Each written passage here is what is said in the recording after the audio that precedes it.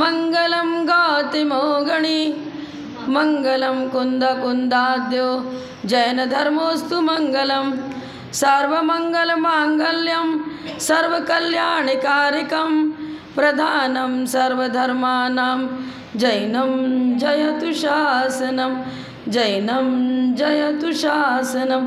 जय बोलो श्री अनंतानंद परम सिद्ध भगवान की, 1000 श्री शांतिनाथ भगवान की, परम पूज्य आचार्य श्री आदि सागर जी महाराज की, परम पूज्य आचार्य श्री शांति सागर जी महाराज की, परम पूज्य प्रथम गणनियारिका रत्न श्री 105 विजयमती माता जी की, जैन धर्म की जिनवानी माता की,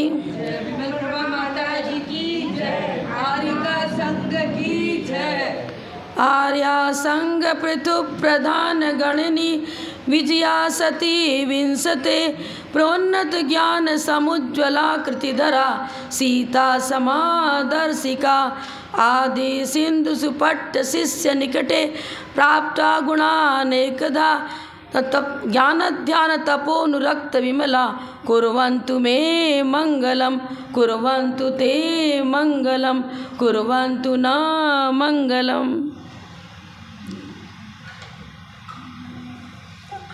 कल विधान में समय नहीं मिला, तो जो श्रद्धांजलि विनयांजलि गुरु के प्रति व्यक्त करनी चाहिए वो हम सब नहीं कर पाए। आज मैं इसी विषय में अपनी गुरु माँ के विषय में आपको कुछ बताऊंगी। गणनियारिका विजयमती माता जी का जन्म तो कामा में हुआ, लेकिन 13 वर्ष की उम्र जब उनकी थी, 12-13 वर्ष की उम्र, तब से वो आरा नगरी में ही रहीं, अध्ययन किया, वहाँ अध्यापन का कार्य भी किया और हमारी जन्मभूमि भी आ रही है। मैं उस समय 4th क्लास की विद्यार्थी थी, छात्रा थी मतलब, और गणनियारिका विजयमती माता जी हाई स्कूल में अध्यापन कराती थी।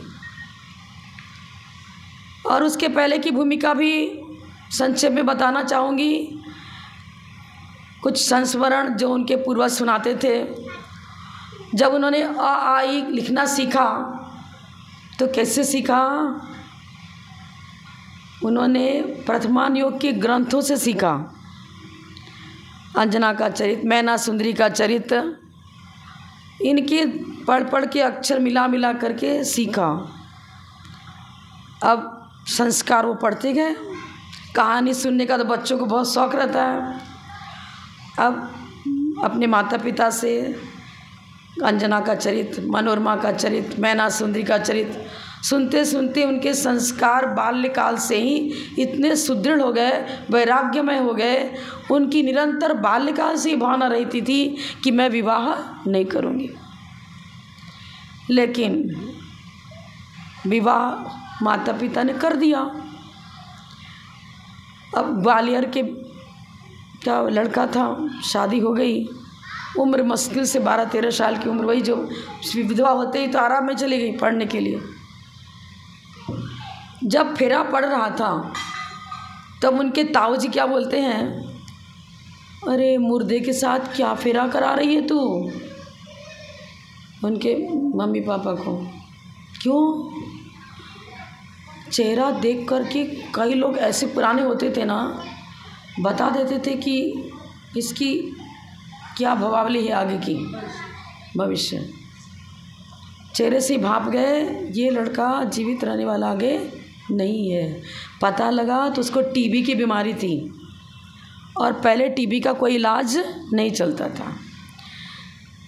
जिस चंदन की लकड़ियों से विवाह का मंडप रचा, हवन मतलब हवन हुआ, कुछ लकड़ियाँ बची थी, हाथ में मेहंदी वैसी की वैसी रची रह गई और 6 महीने के अंदर ही विडो हो गई, मतलब पतिदेव का स्वर्गवास हो गया।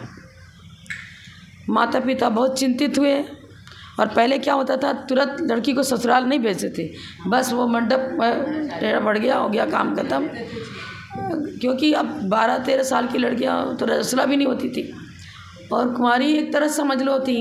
ठीक है, विवाह मंडप तो रचा गया, फेरा भी हुआ, लेकिन कोई संपर्क पति के साथ नहीं रहा। अब उनके माता पिता जुड़े हुए थे सुधर्म सागर जी से।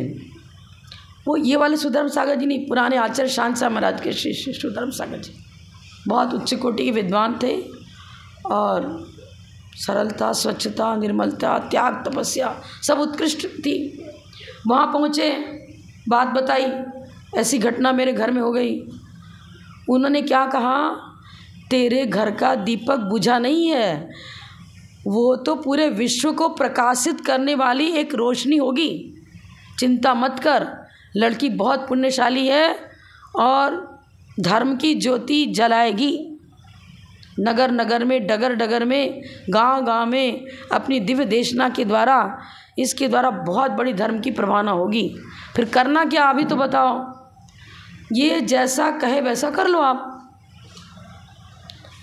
तो जाकर बेटी को पूछा, उनका नाम था सरवती बाई, बाद में विजयमती माता दीक्षा के बाद।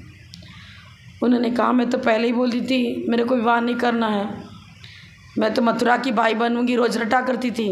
अब वो कामा, मथुरा, वृंदावन सब पास पास में था, तो मथुरा में जैन मंदिर तो था ही, लेकिन अच्छा कि धर्मोपदेश तो अन्य मतावलंबी का भी होता है, तो उनकी धार्मिक उपदेश को सुन करके अन्य प्रभावित थे वो लोग, परिवार वाले भी। अब पहले तो ऐसा कुछ ज़्यादा नज़र नहीं आता, हिंदू समाज में भी व्रत नियम से हम अच्छे से पालते थे पहले, ठीक है, उनके देश देवी देवता अलग हैं, लेकिन मोरल तो देखो देते ही है, झूठ मत बोलो, चोरी मत करो, हिंसा मत करो, धर्म पालन करो, ब्रह्मचर्य से रहो। तो उनके संस्कार तो अच्छे पड़ते गए। तो कहा करती थी कि मैं तो मथुरा की बाई बनूंगी। और क्या जाने मथुरा की बाई क्या होता है, जैन धर्म क्या होता है, छोटी सी बच्ची क्या जाने, लेकिन ज्ञान और वैराग्य की तरफ उनका झुकाव शुरू से था। अब कहने लगी मुझे पढ़ना है जहाँ धार्मिक शिक्षण हो, मुझे जैन वाला विश्राम सबसे पहले वहीं पर बच्चियों के लिए विद्यालय खुला था, लौकिक शिक्षण भी होता था, धार्मिक शिक्षण भी होता था, यहाँ तक कि गोमटसार, जीवकांड, कर्मकांड और न्याय तीर्थ, साहित्य रत्न, विशारद तक की परीक्षाएं वहाँ लड़कियाँ देती थी। संगीत सीखना है तो वो भी व्यवस्था थी, शिल्प कला, सिलाई, कढ़ाई, बिनाई, बच्चियों को योग्य बनाना हर दृष्टि से। वो आश्रम में फ्री एजुकेशन होता था और वहीं पर जाने की इच्छा इन्होंने व्यक्त करी। तो आरा आश्रम में इनका नामांकन 5वीं कक्षा में हुआ।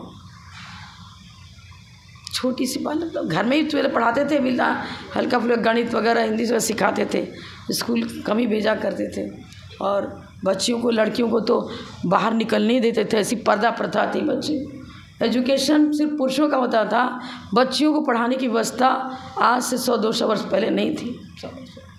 अब आरा आश्रम में वो पहली व्यवस्था हुई थी, पूरे भारतवर्ष के अंदर कहीं भी बालिकाओं के अध्ययन की व्यवस्था नहीं थी। वहाँ पर गए, पढ़ने लग गए।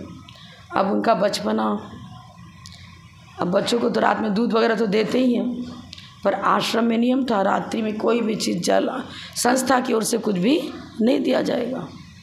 उनका सेल्फ कंट्रोल बताना चाह रही हूँ मैं। अब आदत तो पड़ी थी, लेकिन मुंह ढक करके सुबह के रोते रहना, हमें दूध नहीं मिला, दूध नहीं मिला। अब पास में दूसरी लड़कियां भी सोती थी ना एक ही कमरे में, और ये तो रोती रहती है। चंदा माँ जी के पास शिकायत पहुंची कि ये लड़की बहुत रोती है।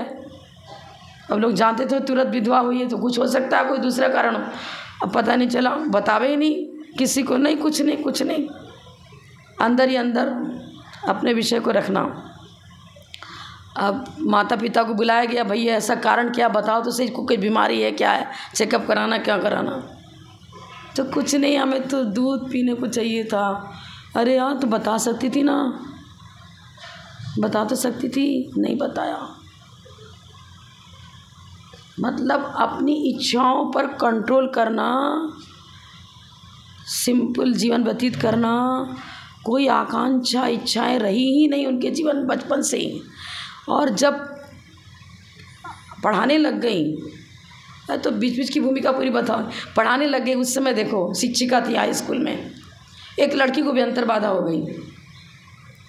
अब इन्होंने तो कोई ऐसा कुछ सिद्धियां तो कर रखी नहीं थी, लेकिन जिसका शील, संयम, सदाचार जिसके जीवन में है, वो पॉजिटिव ऊर्जा उसके पास ऐसी होती है कि बहुत सारे चमत्कार स्वयमेव उनकी पुण्य वर्गणाओं से स्वयं में हो जाता है।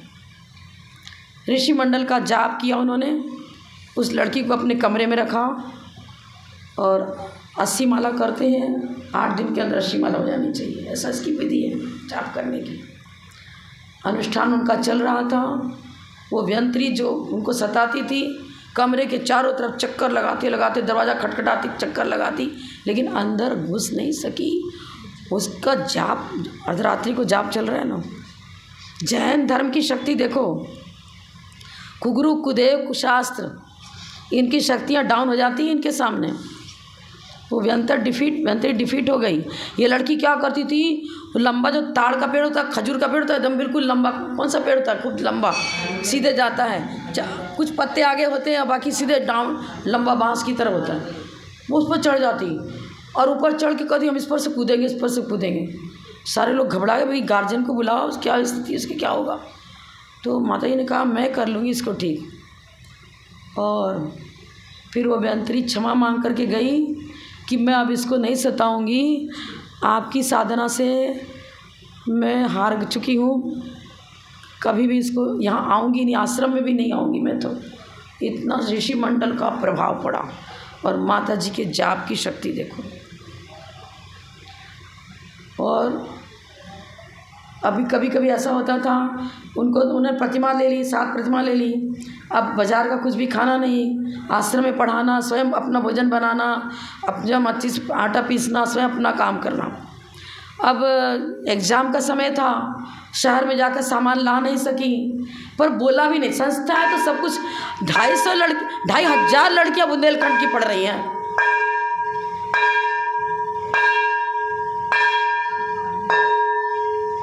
मध्य प्रदेश की 2,500 लड़कियां छात्रावास में थी, छात्रालय में।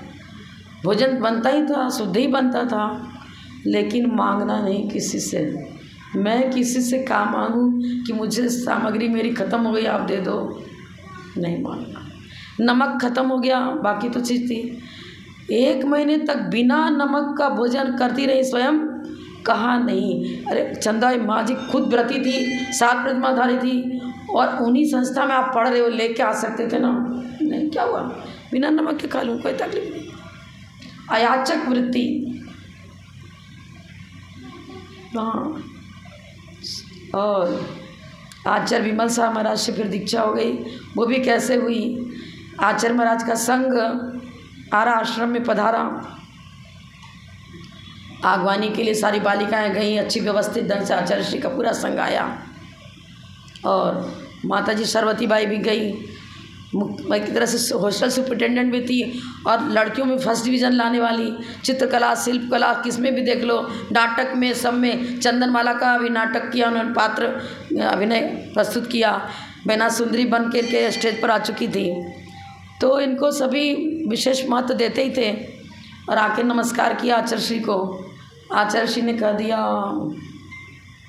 तूने न्याय तीर्थ की परीक्षा दी है, फर्स्ट आने वाली थी, लेकिन पिताजी का स्वर्गवास हो गया, एक क्वेश्चन गलत करके आ गई कुछ, या नहीं लिख के आई जो भी, अब तेरे 2nd डिवीज़न आएगी। सोचने लगी, अरे मैं तो कुछ इनको बताया ही नहीं, मेरे पिताजी का स्वर्गवास हो गया, क्या होगा, ये स्वयं कैसे जान गए। और यही बता दी, इस क्वेश्चन में इस वाला दूसरे नंबर का ही जो प्रश्न था ना, उस पर कुछ मिस्टेक हो गई, यही बता दिया। अरे बहुत प्रभावित हुई, निवेदन किया कि मुझे इस मार्ग पर आना है, आप कुछ बताओ। तो बोला हाँ तेरी दीक्षा होगी अवश्य। तो ये गर्मी की छुट्टियों में क्या करती थी ना, क्षेत्र की वंदना के लिए निकल जाते थे। ऐसे तो समय मिलता नहीं, शिक्षिका है तो छुट्टियाँ नहीं मिलती थी। अब आचार्य विमल साहब महाराज से जुड़ गई, तो वहाँ गए, आगरा पहुँची, वहाँ आचार्य श्री का संघ था।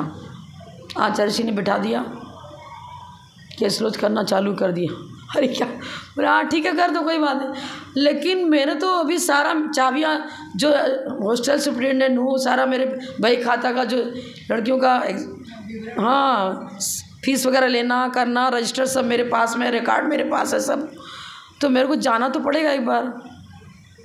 गए, जा कर के सब, उस समय मैं 4th क्लास में पढ़ती थी। हाई स्कूल, मिडिल स्कूल की सारी लड़कियाँ इकट्ठी हुई पूरी, कि अब ये लास्ट है इनका, यहाँ से इस्तीफा देकर जा रही हैं दीक्षा लेने।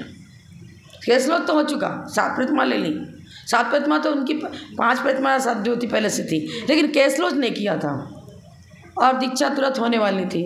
लेकिन कार्य तो संभालना पड़ेगा दूसरे को, जिम्मेदारी हटानी पड़ेगी। अब उन्होंने बालिकाओं पर इतना अच्छा प्रवचन किया, मतलब सादा जीवन, उच्च विचार होना चाहिए और श्रृंगार प्रियता नहीं होनी चाहिए लड़कियों में, बालिकाओं में। खान पान, रहन सहन, वेशभूषा सब भारतीय संस्कृति, जैन संस्कृति के अनुसार होना चाहिए। इन सब टॉपिक पर उन्होंने सारी बालिकाओं को अपना कुछ संबोधन दिया। मैंने उसी समय आजीवन लिपस्टिक का त्याग, पाउडर का त्याग, नेल पॉलिश का त्याग, 2 चोटी नहीं करना, खजूर की चोटी बनाती थी मैं, 8 लड़की चोटी बनाती थी। ज्ञान नहीं था ना उस समय, क्या वैराग्य होता है, क्या धर्म होता है, बस देखा देखी, एक सहेली को देखा हम भी करेंगे ऐसा, दूसरी सहेली को देखा हम भी ऐसा करेंगे, ये हो जाता है। पूरा त्याग। मात्र चूँकि विषय में संगीत, स्टेज पर कभी नृत्य करना हो, कुछ करना हो तो उसके लिए स्टेज पर मेकअप जो शिक्षिका कर देगी उसको करना पड़ेगा, इतना बस छूट।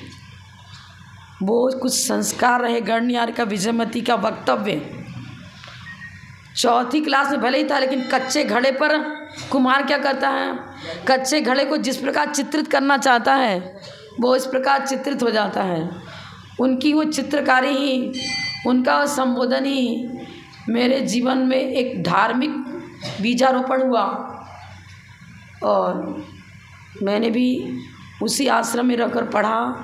हाई स्कूल में मैं संस्कृत शिक्षिका भी उसी आश्रम में रही और पोस्ट परमानेंट हो गया, सैलरी गवर्नमेंट की मिलने वाली ही थी, सब कुछ हो गया।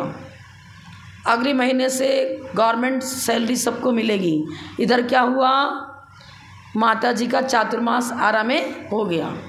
उसमें भी आगमन चातुर्मास के लिए नहीं हुआ था, बस राजगिरी, पावापुर सब दर्शन करते हुए पहुँचते के बीच में आश्रम पड़ता है, 45 मंदिर, हर साधु जाते ही वहाँ। और जैन वाला विश्राम को देखने के लिए सभी जाते हैं कि भाई बाहुबली भगवान की विशाल प्रतिमा, वहाँ दर्शन की भावना, तीर्थ में ही है वो। एक तरह से गए, अब 3-4 दिन में सब दर्शन हो गए, निकलने की बात हो गई। हम सारी लड़कियाँ बोले नहीं, माता जी को नहीं जाने देना। हम लोगों ने सब ग्रुप बनाया, बिहार नहीं करने देना। लेकिन हम लोग ही कौन सुने, वो तो आश्रम के मतलब जो बड़े लोग हैं, ट्रस्टी लोग, जो मेंबर रहते हैं वही रोक सकते हैं, वही भेज सकते हैं। लेकिन देखिए भावनाएं यदि बलवती हैं, उस बालिका ने भी कमाल किया था ना। हम सब लड़कियों ने कहा नहीं जाने देने। अचानक क्या, जल मंदिर है आश्रम में, एक आश्रम में नहीं, शहर के अंदर, गलत बोल गई मैं, शहर में सारे मंदिरों के दर्शन करते, रास्ता वही था, तो बीच में जो मंदिर पड़े दर्शन करते हुए निकल रहे थे। पूरा संघ था, आचार्य कुंसा महाराज जी थे, गणनियार का विजयमती माता जी, ब्रह्मामती माता जी, आदिमती माता जी, आदिसागर छुल्लक का ही थे, संघ बड़ा था। अब जल मंदिर की परिक्रमा, माता जी ने छुल्लिका को कह दिया तुम वृद्ध हो, परिक्रमा नहीं लगाना, इधर ही किनारे बैठ जाओ, दर्शन कर। पर बुढ़े लोग कह जाते अरे हम भी करेंगे भी। परिक्रमा लगाने लग गई, अचानक स्लिप हो गया पैर, और नीचे जो खाई था, मतलब बाउंड्री नहीं थी इतना ढंग से, पता नहीं कैसे, हाँ जो भी हो गया, फ्रैक्चर हो गया, हाथ का फ्रैक्चर हो गया, बिहार स्थगित हो गया। फिर बिहार स्थगित हो गया। अब चिंता हो गई कि भाई अब कोई मतलब आहारचर्या भी कैसे, प्लास्टर तो कराना नहीं है, आहारचर्या बिना प्लास्टर होगा तो फिर प्लास्टर खोलने नहीं देंगे, और प्लास्टर लगे हुए तो हाथ ऊपर उठेगा, हाथ मतलब कटोरे में माल झुल्ली का थी, तो फिर भी प्लास्टर तो अशुद्ध होता है ना, 16 कैसे रहेगा, 16 ही नहीं रहेगा प्लास्टर होने के बाद। तो माता जी ने फिर जाप शुरू किया। वहाँ पर चंद्र भगवान का मंदिर है, जो कि पानी के वेग में कहाँ से, नदी से कहाँ से निकल के प्रतिमाएं, कुछ पता नहीं, लेकिन बाढ़ वहाँ हमेशा हर साल बाढ़ आता ही है। सोन नदी का बांध टूट जाता है, बाढ़ आती है, कभी 1 मंजिल डूबता है, कभी 2 मंजिल डूबता है, कभी एक नीचे ग्राउंड फ्लोर से डूबता ही डूबता है। अब प्रतिमा जी आ गई और ठीक जहाँ पर अभी चंद्र मंदिर है वही अपने आप स्थगित हो गई, पूरा का पूरा मंदिर मतलब स्थगित हो गया।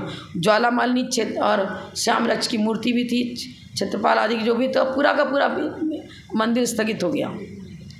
पानी निकल गया, मूर्ति वहीं रह गई। फिर सब लोगों के विचार से मंदिर बना, अच्छा बन गया। वहाँ पर माता ने जाप किया। रात में किसी ने, मतलब चेहरा तो नहीं दिख रहा है, लेकिन आकाशवाणी हो रही है कि जो इसको सेट करना जानता है, हड्डी सेट करने वाला, बुलाओ। जर्रा बोलते हैं हम लोग के बिहार में, उसको जर्रा बोलते हैं, ठीक करने वाले। उसको बुलाओ, इनकी हड्डी सेट हो जाएगी और ये चलने लग जाएंगे, दौड़ने लग जाएंगे, चिंता की कोई आवश्यकता नहीं है। तो जैसे पहले मंदिर में कोई आया, उसको कहा भैया ऐसे ऐसा हमारे को स्वप्न में आया, तो आप कुछ सेट करने वाले, हड्डी सेट करने वाले को बुला। आश्चर्य माता जी कैसे करेंगी, क्या होगा, ज़्यादा उपवास भी नहीं कर सकती, वृद्ध है तो, समाधि जैसी स्थिति तो है नहीं कोई। तो बुलाया, उसने कहा अरे मैं तो तुरंत ठीक कर दूंगा इनको, क्या चिंता की बात है। तो तुरंत हड्डी सेट करी। उसने कहा उड़द का दाल की पिट्ठी चाहिए, मतलब गाढ़ा, बहुत पतला नहीं, जैसे कि प्लास्टर हो जाए उससे। तो उड़द की दाल का हमको गीली पिट्ठी पीस के दो, उसका प्लास्टर करूँगा मैं। तो माता जी ने कहा प्लास्टर तो कर देगा, रोज़ धोना पड़ेगा, रोज़ दूसरा प्लास्टर करना पड़ेगा। तो हाँ ठीक है, मात्र उड़द की दाल लगाना। 16 में उड़द की दाल की पिट्ठी पीस, उसने भी कपड़ा चेंज करके शुद्ध करके लगा दिया। और मुश्किल से 5-7 दिन के अंदर ही व्यवस्थित हो गया, खोल दिया उसने सब, और हाथ पूरा ठीक से काम करने लग गया। पैर में चोट थी, सब पूरा ठीक कर दिया उसने। देखो पुराने लोगों का क्या आत्मबल होता है, क्या उनकी भावनाएं होती है, क्या होता है। उसके बाद चातुर्मास हो गया और मैंने स्कूल को छोड़ दिया और संघ में आ गए। पहले तो डरती थी कि नहीं भाई मैं तो इस पार्क पर तो नहीं आ पाऊँगी, क्योंकि मेरा आत्मबल वैसा क्या, उनका उससे बोलते हैं ना अमृत में, इसको सरोवर कह दो, समुद्र कह दो, कुछ भी कह दो। समुद्र में तो खारा पानी होता है, अमृत क्षीर सागर कह दो। वो तो क्षीर सागर थी, पर उस क्षीर सागर का एक लोटा जल भी कोई ले आता है ना, तो वो लत भी एक दिन भी उसको ग्रहण किया तो उसका जीवन अमृत में बन जाता है। तो दीक्षा से तो बहुत कतराती थी, नहीं मैं तो बस पढ़ूंगी लिखूंगी, धर्मोपदेश मतलब ब्रह्मचार्य करती ऐसे रहूँगी, कुछ नहीं करूँगी, मैं भूखे नहीं रह सकती। अब मेरे को मिल गया आचार्य विमल सार महाराज जी, उनके बड़ी माता जी दीक्षा गुरु, दीक्षा हो गई आगरा में सब बराबर। अब माता जी ने कुछ कहा इसको थोड़ा आगे बढ़ाओ, गुरु की वाणी देखो। मतलब मेरा आत्मबल 0 समझ लो इस मानो। भाई पानी प्यास लगती है, पानी भी चाहिए, टाइम पर भोजन भी चाहिए, ऐसे कैसे होगा, ये काम तो नहीं कर सकती। अभ्यास ही नहीं रहा बचपन का, कभी स्कूल कॉलेज में कभी उपवास व्रत किया ही नहीं, तो कहाँ से करूँ मैं। खंडेल वालों में तो फिर भी कराते, बच्चियों से करते, वहाँ तो करा ही नहीं कुछ भी। महाराज ने कह दिया 5 बरस के अंदर तेरी दीक्षा हो जाएगी। किसको? मेरे को कह दिया महाराज कुछ नहीं होने वाली, मैं तो कम से कम 2 टाइम भोजन तो चाहिए चाहिए, आप तो 1 टाइम भोजन तो कहाँ से करूँ, मैं नहीं कर सकती। 5 बरस में दीक्षा हो जाएगी बोल दिया उन्होंने। तो महाराज तो कह के निकल गए, आशीर्वाद दे के निकल गए। मैं पहुँची कटगुमलय, कन्याकुमारी से 60 किलोमीटर पहले। पूरे तमिलनाडु के सब दर्शन करते हो, हम लोग तमिलनाडु में रहे 10 साल तक पूरे। अब वहाँ पहुँचते ही पहाड़ी एक थी, वहाँ पर क्या किया था पंडित लोगों ने, जैन है पहाड़ी, जैन संस्कृति वाली थी, मतलब जिन मंदिर ही वहाँ था, अच्छी अच्छी प्रतिमाएँ थी अपने जैन धर्म की, दिगंबर प्रतिमा थी, उन सबको इन लोगों ने अपने कब्जे में कर लिया, पहाड़ अपने कब्जे में कर लिया, धर्मशाला। औरंगजेब के ज़माने में क्या क्या नहीं, यहाँ भी देख लो शांतिनाथ भगवान की मूर्ति क्या स्थिति कर। लेकिन माता जी ने कहा ये पहाड़ बताता है कि जैनियों का पहाड़ जरूर रहा होगा, मैं तो जाऊँगी ऊपर। अष्टानी का महापर्व आ गया, हम तो 8 दिन यहीं रहेंगे। अरे धर्मशाला भी अपनी नहीं, कैसे रहोगे, मैं तो यहीं रहूँगी, जिद पकड़ लिया। उपवास करते थे ना, व्रत चलता तो कोमली बनाए, तो किराए की धर्मशाला ले ली संघपति ने। हाँ, सेलम वाले अजीत कासली वाले थे, उनके पिताजी ने कहा ठीक है कोई बात नहीं, आप रहो।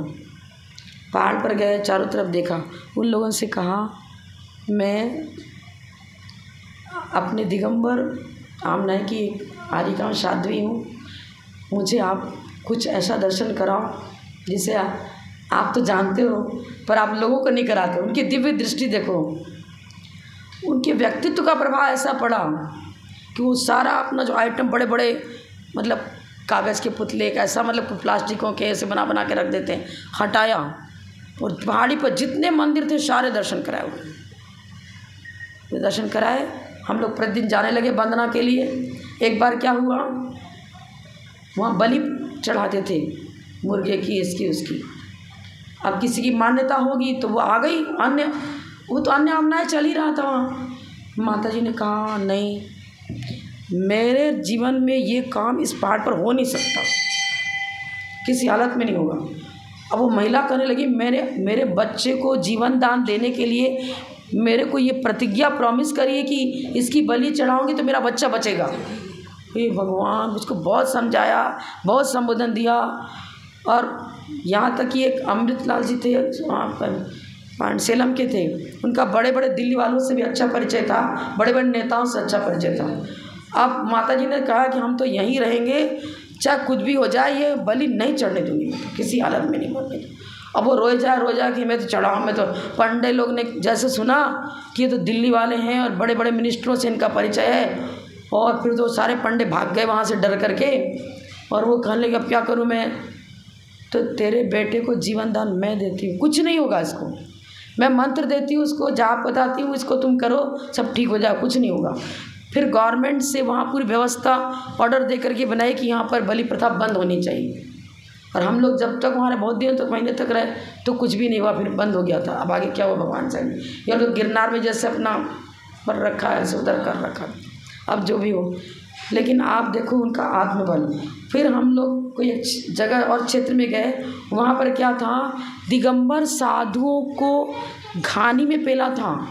मदुरई में, मदुरई के आसपास कोई ऐसी दीवार थी जिसमें मुनि महाराज को गधे पर चढ़ा करके उनको उल्टा टांग करके ऐसे ले जा रहे हैं, और चित्रित कर दिया। उस चित्र को दीवार पर लेकर के बुरी तरह से टांग टूंग के ले गए, और सिर घानी में, मतलब सिर डाला और चला दिया। ऐसे 8000 साधुओं को पेल दिया घानी में, मदुरई में। तो माता जी ने कहा हम इधर भी जाएंगे। देखा वहाँ के पंडों ने सब बताया, ये चक्की है, इसमें सिर डाला गया था, ऐसे पेला गया था, बड़े बड़े नाले दिखाए, यहाँ से खून बह के जाता था। फिर वो दीवार बताई कि यहाँ पर अभी चित्र बना हुआ है उनका। फिर माता जी ने गवर्नमेंट के पास से खबर भेजी, चित्र भेजा, और इस तरह से हमारे धर्म का अब उपहास नहीं होना चाहिए। सारे चित्रों को घिसवा करके पूरी दीवार प्लेन करवा दी। इस प्रकार का चित्र मतलब हमारे जैन धर्म के लिए बहुत एक कलंक है, नहीं होना चाहिए। तो अभी तो प्रजातंत्र राज्य है, सभी धर्मों को बराबर समान महत्व दिया जाता है, तो ये चित्र हटना चाहिए। फिर माता जी के कहने से या उनकी ऊर्जा समझ लो, मंत्र साधना समझ लो, वो गारमेंट से वो कार्य हो गया, दीवार हट गई। न जाने कितने मंदिरों की रक्षा करी तमिलनाडु के अंदर, जहाँ लव कुश ने तपस्या करी थी। मन्नारगुडी क्षेत्र है, और मुनीश्वरनाथ भगवान के जमाने की प्रतिमा, मल्लीनाथ भगवान की प्रतिमा वहाँ विराजमान। वहाँ हम लोग गए, और आसपास के और भी मंदिर है वहाँ पर गए। तो एक मंदिर वहीं का मंदिर था या पास का मंदिर था, ध्यान में नहीं आ रहा मुझे।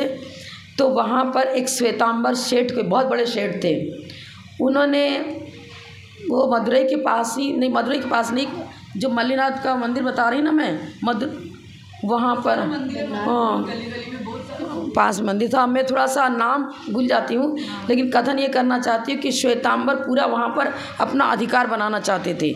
उन्होंने एक देवी जी के मंदिर को ग्रेनाइट लगा देते ना, थोड़ा सा सुंदर बना दिया, मंदिर का दीवार अच्छी बना दी, 2000 रुपया मात्र लगाया, और मंदिर का झंडारोहण करते समय मेन द्वार पर अपना बोर्ड लगा दिया, और जहाँ पर मेन सभा थी वहाँ पर अपना बोर्ड लगा दिया, और कोर्ट में फ़ोटो खींच करके ले गए, और ये पूरा रिकॉर्ड कहीं से चुरा के ले गए, मंदिर का क्या करके ले गए, अपने नाम से ही वो पूरा मंदिर कराने की योजना बन चुकी थी उनकी। माता जी को भाप गया, उन्होंने कहा नहीं, जब तक ये बोर्ड नहीं हटेगा, चाहे देवी जी के मंदिर से बोर्ड हटना चाहिए, झंडारोहण तो वहाँ से बोर्ड हटना चाहिए, मेन गेट से इनका बोर्ड, जब मंदिर दिगंबर का है तो इनका बोर्ड लगा क्यों लगा। बस फिर तो पूरी समाज को बुलाया, समाज कपकपा रही थी कि भैया बड़ा सेठ है, करोड़पति पार्टी, हम लोग तो गरीब किसान, हम क्या करेंगे। वो चुप रह गए। फिर माता जी ने अपने संग वाला एक व्यक्ति है, तो देवा नाम है उसका, उसको कहा ले आ, खंती ले आ, मेरे सामने निकाले इसको, आज बोर्ड निकलेगा, सब निकलेगा। निकलवा दिया। अब जब बोर्ड निकल गया तो खबर कर दी गांव वालों ने, हम लोग कुछ नहीं किया, ये संघ आया उन्होंने किया। वो आया, उसका बेटा दौड़े दौड़े आया, बोले आपने बिना मेरे परमिशन के बोर्ड कैसे निकाला? हमने लगाया था, हमने यहाँ पैसा लगाया, ये लगा। कितना पैसा लगाया? क्या पूरा मंदिर तेरा हो गया 5-7 हज़ार रुपये लगाने से? क्या डर गया वो। और फिर वापस पता चला, वापस सारी संपत्ति अपने हाथ में आ रही, बच गए। इस तरह से ना जाने कितनी जगह, केसरवाड़ी मद्रास में गए हम लोग। केसरवाड़ी मद्रास में एक बहुत बड़ा एरिया है, वहाँ पर बहुत इतना बड़ा फील्ड है, आपको क्या बताएं। यहाँ तो पूरा चांदखेड़ी वाला पूरा क्षेत्र लोग उससे भी डबल समझ लो जमीन अपनी थी। और आदिनाथ भगवान की विशाल प्रतिमा। पर माता जी ने कहा मैं तो जाऊंगी यहाँ, भले श्वेतांबर का हो गया, मैं तो जाऊंगी यहाँ, तो देखो केसरवाड़ी है क्या, इनका प्राचीन मंदिर कहाँ से हो सकता है। गए तो पूरा देखा बड़ी चाल। अब उनकी जो साध्वियाँ थी वो भी हमारे साथ साथ दिखाने के लिए जा रही थी, तो हम लोगों ने कहीं भी हाथ नहीं जोड़ा किसी ने। उनको चिढ़ लगी कि मतलब हाथ क्यों नहीं जोड़ रहे हो। आके पूछा तो हमने कहा कि भाई माता जी तो मान रही, मैं थोड़ा सा, आप कहते हो ना हम ज़्यादा तेज हैं तो मैंने कहा कि अब मेरे को तो चिढ़ लगी रही थी। मैंने कहा कि नहीं, सब कुछ तो ऑर्नामेंट्स नहीं था। मैंने कहा आँख तो लगी थी ना, आँख के ऊपर जड़ देते हो आप तो भी तो एक श्रृंगार हो गया। तो अंधी मूर्ति थोड़ी होती है। हमने कहा जन्म से कोई तीर्थंकर अंधे पैदा नहीं होते हैं। डुप्लीकेट आंखें तो उसको लगाई जाती हैं जिसकी आंख में रोशनी ना हो। और तीर्थंकर का तो इतना पुण्य होता है, जन्म से इतने प्रतिभाशाली होते हैं। चक्रवर्ती का इतना ही रोशनी होती है कि वो सूर्य के बिंब में इतना ऊंचा जो बिंब वहाँ दर्शन करता है वो। भाई तीर्थंकर है, इनकी तो रोशनी का गायब होने का सवाल ही नहीं है। तो हम लोग तो आंखें लगाते हैं, तो आंखें लगाने से क्या हो गया, नमस्कार तो करना ही चाहिए। मैंने कहा ऐसा करो, आपके बच्चे की आंखें ठीक है ना, सजावट के रूप में जैसे इनको गरम गरम आग तपा करके लगा दो। अपने बच्चों को मेरे सामने लगाओ ना जरा, आग फोड़ने का पाप लगेगा। हत्या कर रहे हो तो तीर्थंकर का अभिनय कर रहे हो, धर्म का अभिनय कर रहे हो, पाप का बंद कर रहे हो। नेत्र की रोशनी हमेशा हमेशा के लिए गायब रहेगी जो व्यक्ति ऐसा काम करता है। उस साध्वियाँ पूरा मैंने जन्म के 10 से सुना है, गर्भ सबके 10 से जन्म के 10 ही केवल या 14 सब सुना है। उनको पूरा विषय बताया, अपनी पूरी जीवनी बताई। आप बताओ तो सही, कहाँ ऐसा ग्रंथ में कहाँ लिखा है? ओरिजिनल ग्रंथ ला के दिखाओ। उन्होंने आना हम लोग के पास बंद कर दिया। स्वाध्याय मेरे प्रतिदिन आती थी, हम लोग वहाँ से बिहार कर गए, लेकिन क्षेत्र तो गया ही गया, अपना था। फिर बाद में हम लोगों ने पता लगाया तो वहाँ का जो देख रेख करते हैं ना, जो मंदिर का ताला वाला लगाते हैं, उससे चाबी मांग ली। वाद्यार बोलते हैं उधर, वो वही पूजन भी करते हैं, वही माली भी समझ लो, उधर भी वही ले जाते हैं। अब उन्होंने कहा कि मेरे को रात भर यहाँ जागरण करके जप करना है, ध्यान करना है, पूजन करना है, तो आप एक दिन मंदिर खुला छोड़ दो। ठीक है। अब पूरा अलमारी रिसर्च किया, खोला, रजिस्ट्री सब कार्ड सब मंदिर के जो कागज़ वागज सब निकाल लिए, और रात में आँख से थोड़ा सा लगा करके अटका करके फ़ोटो खींच लिया, श्रृंगार करके फ़ोटो खींच लिया और सब कोर्ट में दे दिया, घूस भर दिया। और केसरवाड़ी 500 रुपये में इतना बड़ा प्लॉट, इतनी बड़ी विशाल विशाल प्रतिमाएं अपने हाथ से चली गई, मात्र 500 रुपये दे करके उसने एक रात में 500 रुपये उसको दे दिया। खुश हो गया, चलो ठीक है। और सुना कि पहले भी कभी कभी आता था, कभी 200 कभी 300 उसको पोटने के लिए, ये सब चीज़ें। माता जी ने ना जाने तमिलनाडु के कितने 45 मंदिर जाति जीर्ण शीर्ण हो चुके थे, अस्त व्यस्त थे। 35 में लिखा, माता जी ने का समय नहीं, मैं अभी इनसे चर्चा खुद कर लूँगी। 35 नहीं 45 मंदिर का जीर्णोद्धार। और समाधि जो कराई थी वो 1 बजे नहीं 12 बजे हुई थी। चंदा माता की समाधि, इसमें 1 बजे लिखा हुआ, 12 बजे हुई थी समाधि, ठीक 12 बजे, 12, 2 और 1 के बीच में सुई पहुँची थी। हम लोग तो वहीं थे, शिक्षिका थे, मैं तो वहीं थी। और फिर जितने मंदिर थे सबका बस मुँह से शब्द निकला, उनके वचनों में इतनी शक्ति थी। रह करके जीर्णोद्धार किसी का नहीं कराया, ना कोई कलेक्शन रख के कराया, ना कोई कुछ कराया। इसका जीर्णोद्धार होना चाहिए। खंडेलवाल समाज अनन्य भक्त, उनकी पूरी एक अपना अभिप्राय व्यक्त किया सब लोग एक साथ मिलकर के चंदा किया, इकट्ठा किया, जीर्णोद्धार चालू, और महीने दिन के अंदर में सारा सब काम। अकलंक जहाँ पर तारा देवी के साथ अकलंक देव स्वामी का विवाद हुआ था बौद्धों के, बौद्ध पक्ष के साथ, अकलंक बस्ती, वहाँ भी हम लोग गए और पूरा दिखाया। वहाँ पर एक मिट्टी की प्रतिमा को बालू से इससे बनाते थे पहले प्रतिमाएं जी, हाँ, तो वो सब जगह जगह से छिन्न भिन्न हो रही थी, जमीन दीवारें क्रैक हो रही थी, इतना सुंदर हो गया। आप तो सब वो MK जैन RK मार्बल वाले, MK जैन मद्रास के एक अलग हैं, वो बहुत अच्छे पार्टी वाले हैं, और उनके मद्रास में सब रिच फैमिली प्राय कर, मद्रास, सेलम, पांडिचेरी, इस तरह से 45 मंदिर जो बिल्कुल माने छत विछत थे, उनका जीर्णोद्धार हुआ। लेकिन एक विशेषता, कहीं भी माता जी ने अपने मुख से ये नहीं कहा कि मेरा बोर्ड यहाँ लगाओ, मेरी प्रेरणा से ही बना है, कहीं भी नहीं लगा। कुछ भक्तों ने नहीं माता जी का नाम दे दिया, माता जी की प्रेरणा से हम भक्तों के द्वारा वेदी।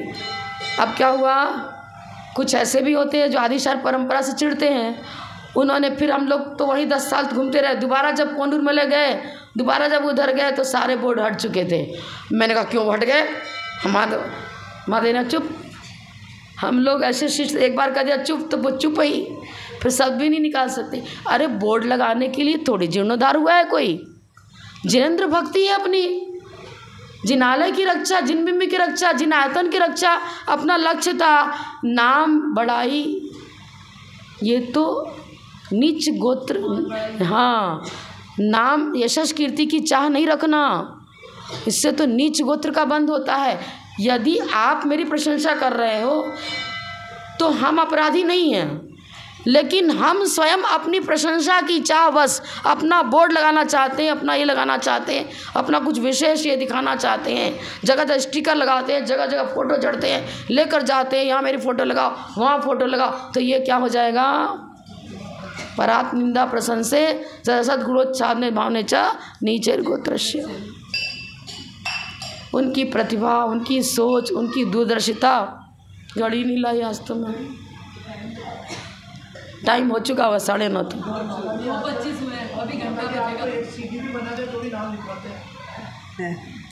क्या होता, मैं तो बड़ी माता जी की गरिमा, उनकी महिमा, उनका व्यक्तित्व बता रही हूँ। और आर्ष परंपरा से यदि आप चाहते हो कि जैन धर्म की फिलॉसफी प्रैक्टिकल जीवन में, मैंने जैन फिलॉसफी थ्योरी पुस्तक में है, लेकिन उनका जीता जागता उदाहरण यदि देखना, मैंने तो खुद देखा, आप मानो या न मानो, जो भी बड़ी माता जी का पूरा जीवन, कर्तृत्व, व्यक्तित्व, उनका पूरा बाल्यकाल से लेकर समाधि पर्यंत, समाधि तो ऐसी कराती थी बस आपका चेहरा देख लिया बता देंगे इनकी 2 महीने क्या विशेष है, 1 महीने क्या विशेष है, 15 दिन की शेष है, एक दिन क्या विशेष है, 3 दिन क्या, बता देंगे तुरंत से।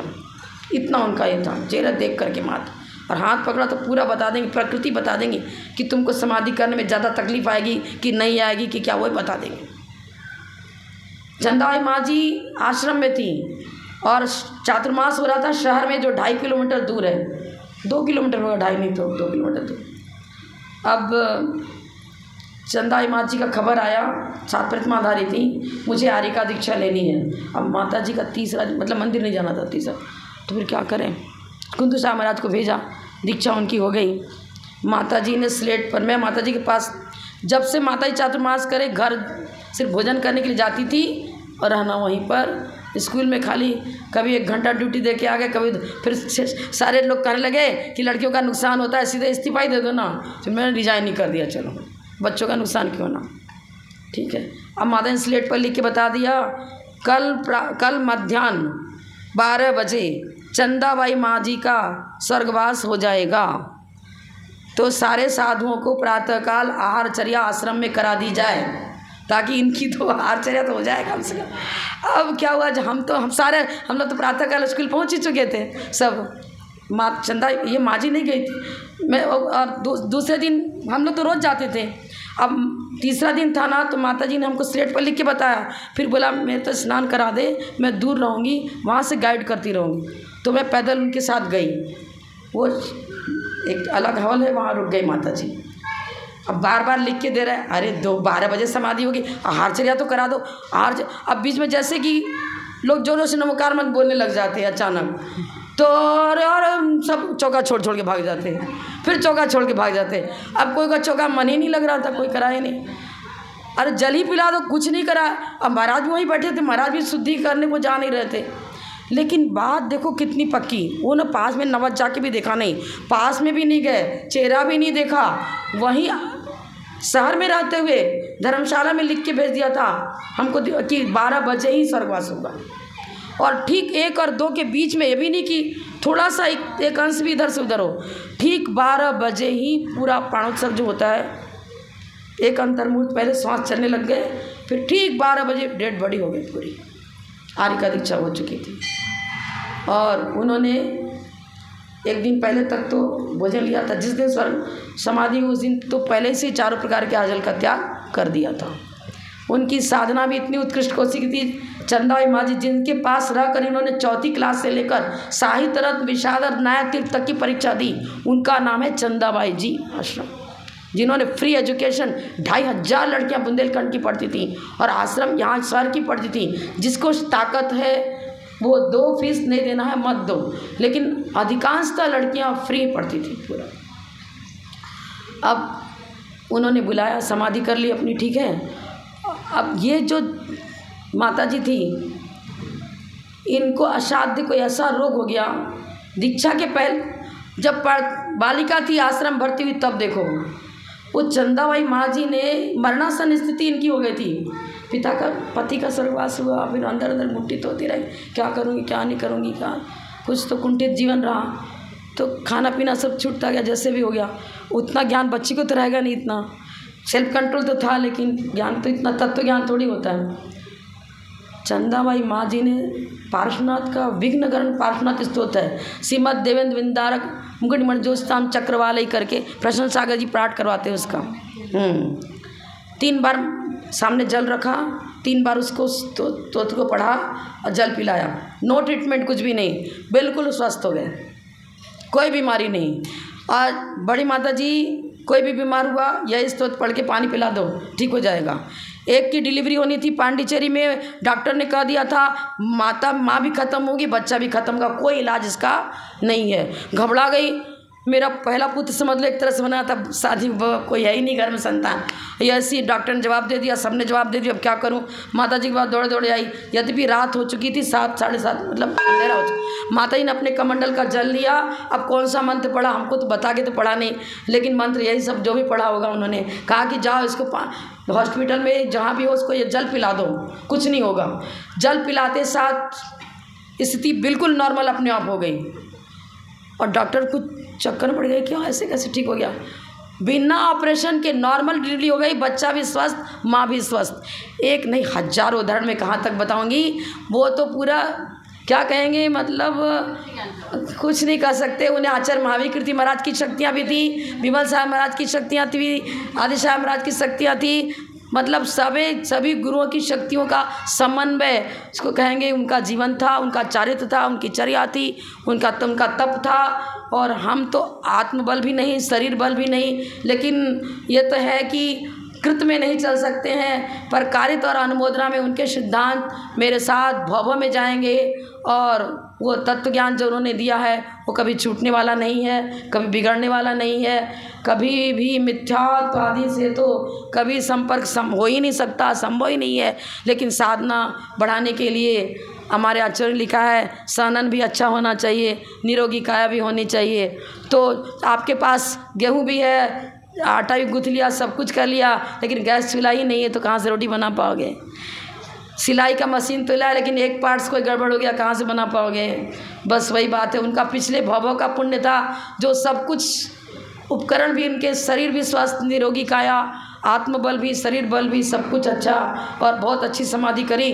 लास्ट में उन्होंने यही कहा कि मुझे 2 ही चीज़ चाहिए। चारुकीर्ति जी भट्टारक श्रवण वाला बैठे थे, बार बार ये RK बॉम्बे वाले और मद्रास वाले MK सरिता जैन सुना होगा, मद्रास सरिता जैन महासभा की जो मेंबर है, हाँ मदुरई की, मदुरई रहती, कहाँ रहती, मदुरई नहीं,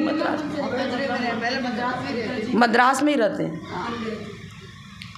MK जैन पूरा नाम तो मुझे याद नहीं है, पर सरिता उनकी पत्नी का नाम है। और ये जयपुर के जो वैद्य जी हैं, सुशील वैद्य जी, उनकी बेटी कला पूरी रात 2 घंटे सरिता की गोदी में, 2 घंटे कला की गोदी में बड़ी माता जी का सिर नमस देख रहे हैं, बार बार ये कर रहे हैं। फिर वो चारू कर दीजिए, आते पूछते हैं आपको क्या चाहिए, अंतिम इच्छा व्यक्त करो। उन्होंने कहा धीरे से बोल रहे हैं, आवाज़ पूरी क्लियर नहीं हो रही, नहीं समझ पाया, लिख के, हाँ लिख के बताती हूँ। बोधि समाधि 2 चाहिए और कुछ भी नहीं चाहिए। वो कह रहे छोटे पहाड़ की वंदना करा दूँ क्या, बड़े पहाड़ की वंदना करा दूँ क्या, क्या करना कुछ बताओ, कुछ नहीं चाहिए। और आचार्य वर्धमान साहब महाराज जी का पूरा संघ, हम लोग का पूरा संघ, तो अंतिम समय ही था। और भी कुछ साधु थे, बराबर सिद्धाय नमः बोल रही थी।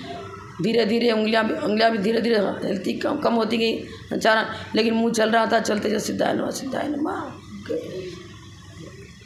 पूरा अच्छी समाधि, जागृत अवस्था में पूरी समाधि हुई उनकी। तो क्या महीनों भर भी चर्चा चलती रहे तो कभी कम होने वाला नहीं है। मैं माता जी का ही, मैं मेरा पूरा जीवन में तो खुद कहती हूँ कि चिट्ठियाँ डाकिया लिखता नहीं है, बांटता है। वो गुरुजनों ने जो कुछ सिखाया, पढ़ाया, तत्व ज्ञान दिया, अंशांश में जो भी हमारे द्वारा व्रत नियम संयम पल रहा है, वह सब गुरुओं का आशीर्वाद रहा।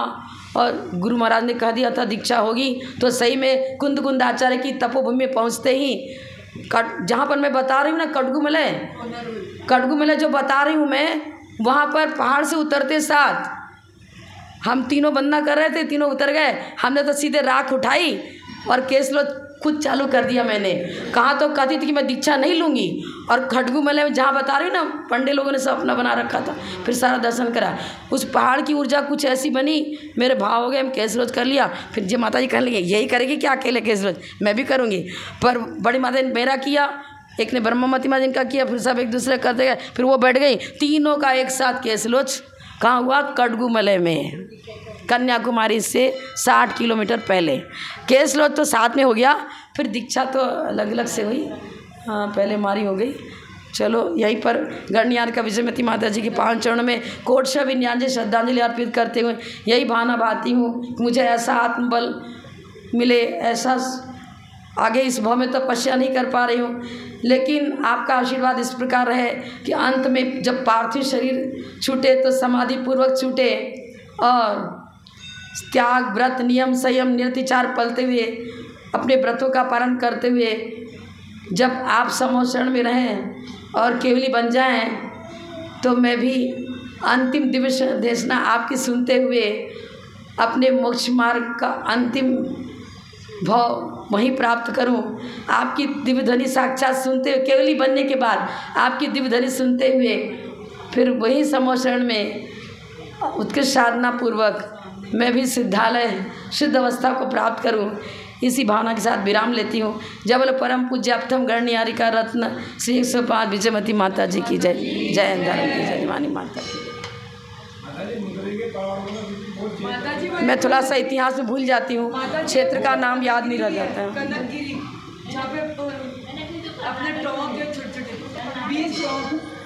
कनकगिरी अलग है। कनकगिरी में हमने चातुर्मास किया था, श्रवण बेला के बाद, समाधि के बाद पहला चातुर्मास।